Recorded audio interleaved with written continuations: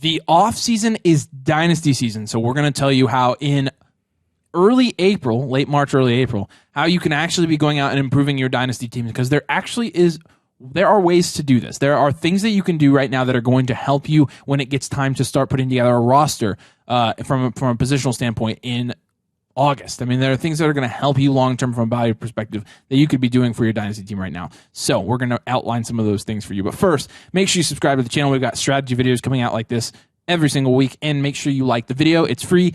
It's easy, and all you have to do is do kuluk, and it lights up. Yeah, just do that. Do this. That's the title. Do this to improve your Dynasty roster. We're going to tell you what this is. There's quite a few things that we have here, but really the idea of this video is that a lot of people, I think, once they take a couple months off, like in Dynasty is year-round, and the best Dynasty players are the ones that are playing year-round. And so the question arises, like, if you really are going to play Dynasty fantasy football year-round, what are you actually doing in the months where you're not drafting, where you're not there's no off-season workouts, there's no preseason hype, there's no so what are you actually doing? And so we're going to go through the kind of the things that we're doing with our Dynasty teams at the moment.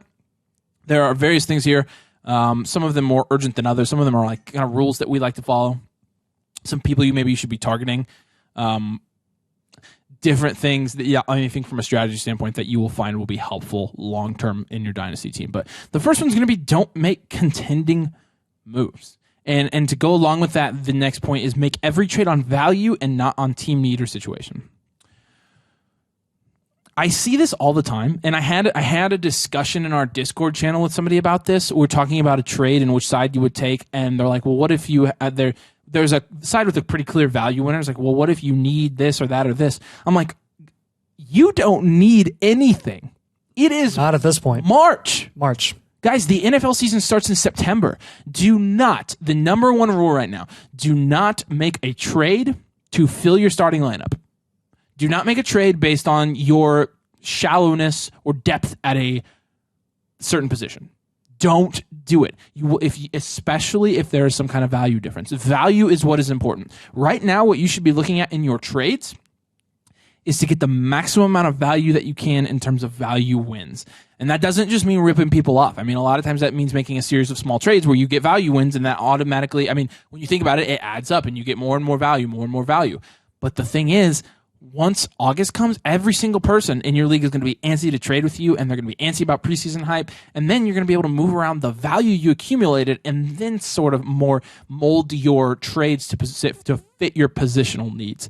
So that's probably the number one rule that I like to follow right now is don't make any moves for your situation, don't make any moves for positional depth, and don't make any moves to score points. Don't trade away your next year's first for points because you don't know who's scoring points next year.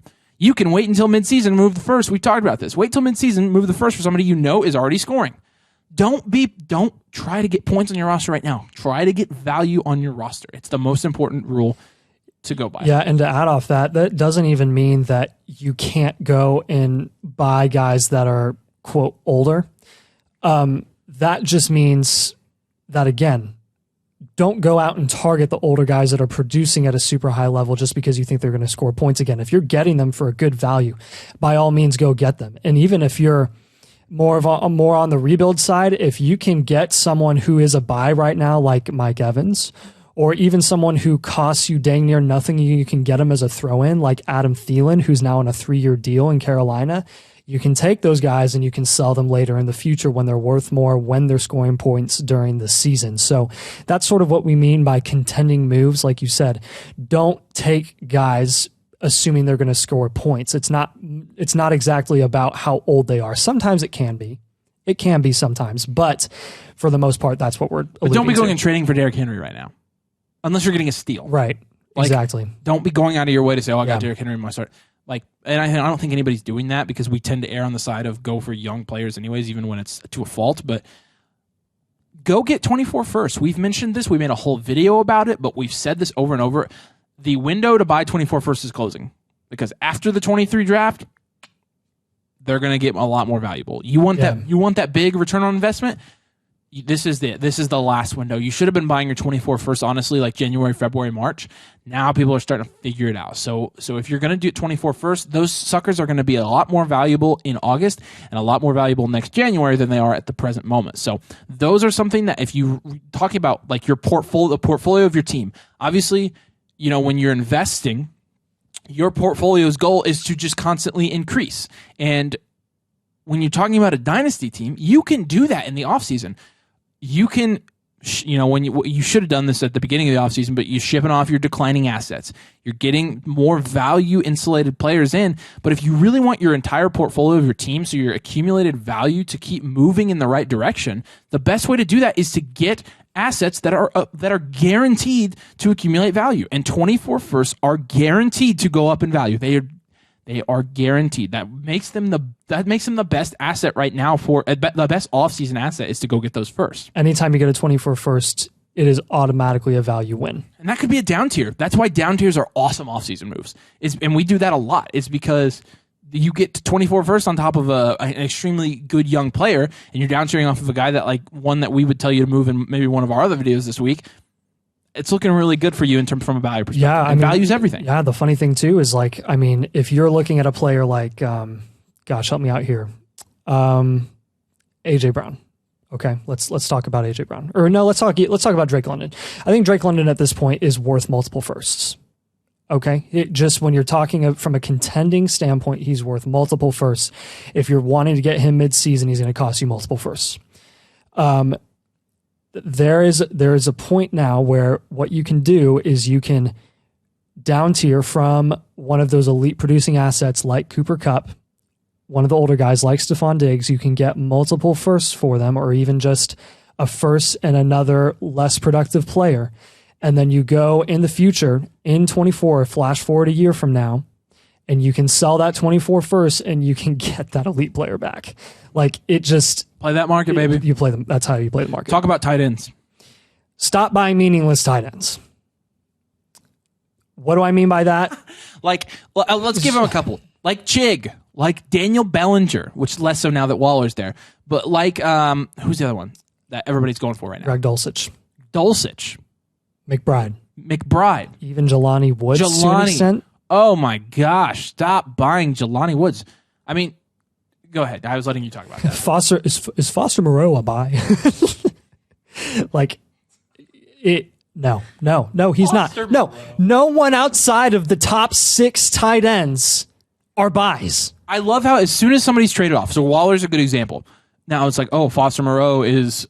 Guys, it's not the running back position. A warm body at tight end does not mean they're going to score points. And in the tight end position, especially right now, even a good warm body is not always going to score points because you really only have 6 or 7 guys right now that are producing at an elite enough level to where you should be going out of your way to go get them in a trade. Yes. So my point here when I say don't buy meaningless tight ends, that means when you're making trades and you're really getting down into the details, trying to figure out, who's equal to who's greater than who's less talented than the other, and who are we going to add on into this deal to make the deal worth it. Don't make 3 young tight ends that are unproven and haven't done crap be the reason that you do that deal. Don't do it. Don't do it. If you want to invest in young tight ends that are rookies that have gone in the 3rd or 4th or 5th round, do it in dynasty rookie drafts in the 3rd, 4th, or 5th round. Or in the when it doesn't mean anything. 16th round or past. And that's when you can end up net positive on value, because then you can package them together and then ship them off for some really great high producing asset. Like that's what I like to do. When I go into rookie drafts and I don't have a ton of high end draft capital, I'm like, okay, I'll just take this tight end and that tight end and that tight end. And I know in a year I'll be able to package them together and ship them off. We talk about down tiering. Here's an example of down tiering that you should not do. And staying on the subject of tight ends, you don't should ever not be down tiering from your elite tight ends to guys like Pat Freiermuth, to guys like Dalton Schultz, to guys like David Njoku, Evan Ingram. Stop. Pat Freiermuth in a first is not equivalent to Mark Andrews. You want Mark Andrews. You really want Mark Andrews there. I'm telling you, like when you're down tiering, especially at the tight end position, you have to consider the scarcity of elite tight ends and just how big of a gap there is between those top 6, 7 guys and then the rest of the field. Because if you down tier to Dalton Schultz, look where it got you. We're talking about a league-winning gap, guys. Yeah, and tight end premium leagues, especially, but he's absolutely right. It's so stupid. Here's a big one. This is my favorite one on here. Do this. Buy Jackson Smith and Jigba, Garrett Wilson, Chris Olave, and Drake London. Why those guys? These are guys that, number one, all showed some sort of flash in their rookie year. All guys that are still at the very most in the second year of their rookie contract, and Jason's not even been drafted yet. And they're cheaper than a lot of guys that are wide receiver 2s on their teams. Yep. So I heard it phrased this way once, and I really, really liked it. Like, if you missed the elevator at the ground floor, try to catch the elevator at like the third or fourth floor instead of taking the stairs all the way to the freaking top. If you can get on the elevator, even if you're not, like, look, we're going 20 floors here. If you can get on the fourth floor, do it. These guys are not at their maximum value yet. In fact, they're not close. Garrett Wilson is not close. I know that seems like a lot, but Garrett Wilson could easily be going in the first round of Dynasty startups next year. I will scream it from the rooftops. One of the best down tiers that you probably could ever do is down tiering from Jalen Waddle, who is the wide receiver 2 on his own team, to Chris Olave plus. Chris Olave now has Derek Carr, a capable quarterback who can support a wide receiver like that. He's going to be going higher next year in startups than he is now. Drake London is probably out of all of these guys, besides JSN, is the surefire guy that he will be going, I think, significantly higher next year than he did this year. And look, we're obviously all still worried about the QB situation there. However, Drake London, with as bad as the situation was, with as much questions as we had about the skill set, still flashed his rookie year. Still had 750, 800 yards or something like that. Yeah. And then JSN. It is a freaking miracle that he's going at the 105 in rookie drafts. I'm trading to get the 105 everywhere. I hope all this JSN propaganda doesn't come back to bite us in the butt, but I really don't think it will. I think he is that good. And honestly, if it does, right now, if you're down tiering like from Devonta Smith to JSN and something else, another good value piece, you are a genius. Because wherever JSN goes, I do think he's probably going to be the wide receiver 1 on his team. Just number 1, purely based on the skill set. But number 2, I think he's going to be drafted by a team that needs a wide receiver 1 like him. That's going to look really, really good in a year. So talk about this one. Send a trade offer out in each league at least once or twice a week. I do this. You do this. Yeah. Send out feelers, and that doesn't mean send out ridiculous low balls. Yeah, it doesn't mean the low ball. We would say you can start lower than what you're willing to pay. You always want to do that. But you're assuming that your dynasty, the people you're playing with, are willing to counter there and stuff. But this is just market value checks. Market value fluctuates week to week in dynasty. And the funny thing is, it actually happens more in the off season than it does during the actual season when things are going on. Because crazy. Dynasty players get bored. Because we get bored. That's why we play dynasty. Yep. Is because we're bored during the off season. So yes, value does fluctuate. Keep trying things. If you see deals going on in your league and you're getting a feeler for like what values are looking like at different positions, take advantage of that and try to make more deals like that. So and you might have, well, I'm going to get on my league mates' nerves. Well, you might, but guess what? And the reason that this one is so important, this is so important, is because every deal that I've made in the past month and a half has been because I just sent out a random trade offer and then he countered with somebody he wanted, and then I ended up getting a deal which I thought I was getting a big value in. And again, at this point in the offseason, it's all about value. This is all happening because I'm the one that's reaching out and sending trades. And if you're doing that in every league at least like once or twice a week, you're going to stack up those value wins more frequently than you would if you just sat back and let all the trade offers come to you. Going out and trading is the best way to get ahead in Dynasty. Over the course of an offseason, you can make enough trades. Like there's a clear trend in my teams this year in terms of the ones that are the most well off from a value perspective. The ones I started last year in Dynasty startups in the offseason, the ones I had the longest are the best teams. Dynasty Domain 1 is probably my best team because I spent the most time sending trades on that. I had months and months on top of some of the other ones. The ones I did later in the season, they didn't end up that good because I didn't have time to go and get all those small value wins week on week on week on week. Right, and that's keeping your head above the waves. That's playing the market. Yeah, absolutely. That's playing the market highs and playing the market lows, buying the guys that dip for no reason, like Tyreek Hill, and buying the guys that spike for no reason. Yep, and I really just try it. The worst that they can do is say no. So, All right. PPR is king. Target running backs with receiving upside. This is a trend that is going to get bigger and bigger as the years go on. Try to get ahead of it before it becomes super popular. A lot of times when you're looking at prospect analysis and you see a bunch of dynasty creators talking about, these running backs coming into the NFL, you're like, okay, are they capable of carrying a bell cow workload? And we're starting to see that less and less. We're starting to see successful running backs in the NFL be able to produce at a high level without having the bell cow running back load. Austin Eckler, who was once an anomaly and an outlier, has now almost become a trendsetter.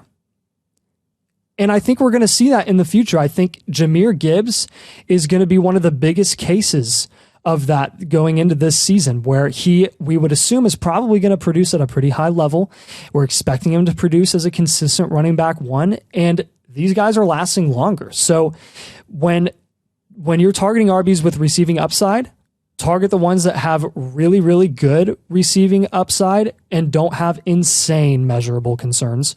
And target the guys that are branded as old, who are effective in terms of production in fantasy because of their receiving upside. They are going to last longer. So when those people want to get out a year early rather than a year late, go buy them, please. The year early thing is so stupid. Go buy them, please. Talking about Austin Eckler. Again, if everybody wants to get out a year early, then you're not actually getting out a year early, you're getting out the same time as everybody else. Like that, I hope that makes sense because it's common sense. But yeah. Look at usage, not age. This is another Austin Eckler tweet. Everybody wants to look at Austin Eckler and say, oh, he's 28. Look at his carries and look at how much of what his usage has been receptions. And not all touches are created equally. Guys like that, you have to really look into their stats to get an idea of how much they're actually going to be able to produce in the coming years. Guys like Austin Eckler that we're confident in is going to keep producing. And again, I think with Derrick Henry, it's the same thing, but this is somebody, you let somebody look at usage and you're like, it doesn't really matter. He's really the only anomaly to this. Like you're not looking at age or usage because he's just Derrick Henry. But what are some other guys that you can think of off the top of your head that you're thinking of usage is more important than age? Yeah. So, this can even apply to some wide receivers that have come in a little bit later. Some people, I kid you not. I watch a lot of other Dynasty videos. I watch a lot of other YouTube videos to kind of, get some other opinions on things here and there. I have literally heard people say that A.J. Brown should not be ranked as a cornerstone asset or a cornerstone wide receiver, and you should not be targeting him as a rebuild because he's 25 years old, and you really don't want to have a guy that old at the wide receiver. Well, that's what people did with Chris Godwin too. So I know. Why? I'm not same thing. Not surprised. Same thing. That's stupid. Especially at the wide receiver position. Don't look at their age and their usage again.